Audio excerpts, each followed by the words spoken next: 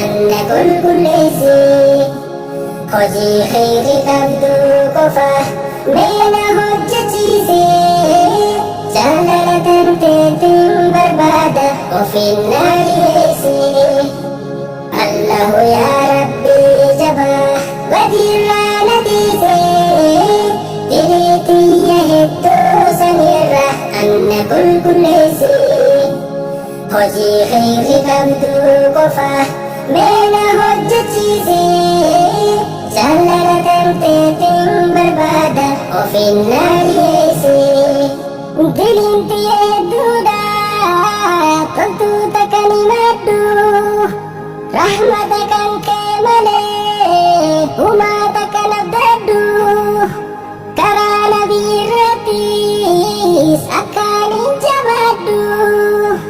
tan dabartee naaf dhiisine wilii badin hojjedhu yaa rabbii ko jireenyi kan ko sibba qachuun naa tolte karaa dhugaadha na agarsiise ibsi jiruutu naafate sunnaa rasuula laffisu goote lubbuun tumiidhamtee jirti anda ifa sibba gaddeera meena jalaan didinnate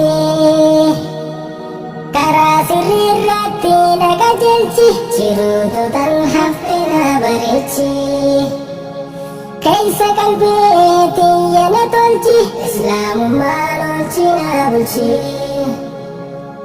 karaa sirriirratti na qajeelchi jiruutu tan hafte na bareechi keessa qalbii tiyya na tolchi islaamummaan oolchi na bulchi al-Ghafuur summa qofaa kan hin abdadhe si gabbaruudhaaf humna tantoo jabeeffadhe du'aa'ii godhe araara sirraa kajeelladhe quraana hadiisaan buluuf mudhii tiyya hidhadhe wilii badii hojjechuun dhugaa namaafuu hin taatu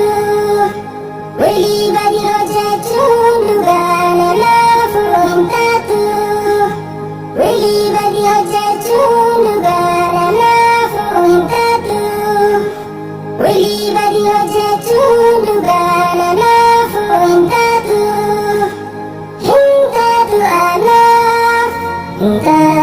anaafi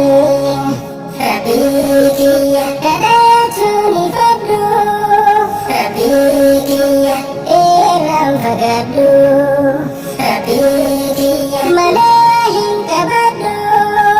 rabbii kiyya waldhabin jiraadhu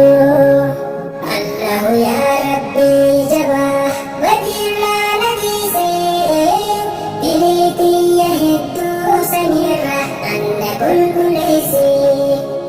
hojii khayri qabdu qofa meena hojjechiise jaalala tanteetiin barbaada ofinnaa dhiyeesse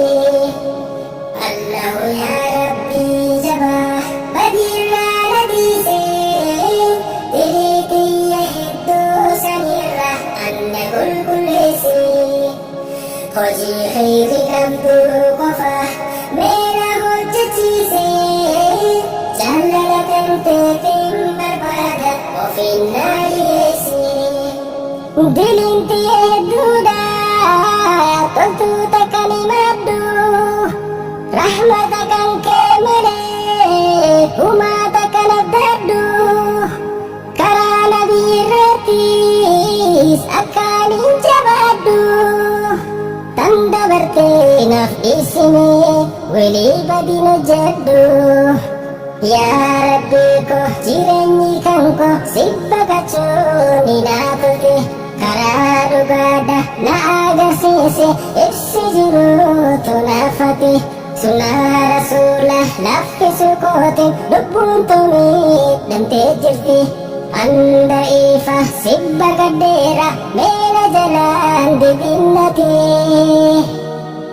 karaa sirriirratti na qajeelchi jiruutu tan hafte na bareechi keessa qalbii tiyya na tolchi islaamummaan oolchi na bulchi karaa sirriirratti na qajeelchi qajeelchi jiruutu tan haftina bareechi keessa qalbii tiyyana tolchi islaamummaan olchi na bulchi Al-Ghafuur summa qofaa taniin abdadhe si gabbaruudhaaf humna tantoo jabeeffadhe du'aa'ii godhe araara sirraa qajeelladhe Qur'aana hadiisaan buluuf mudhee tiyya hidhadhe Walii badii hojjechuun dhugaana naafuu hin taatu Walii badii hojjechuun dhugaana naafuu hin taatu Walii badii hojjechuun dhugaana naafuu hin taatu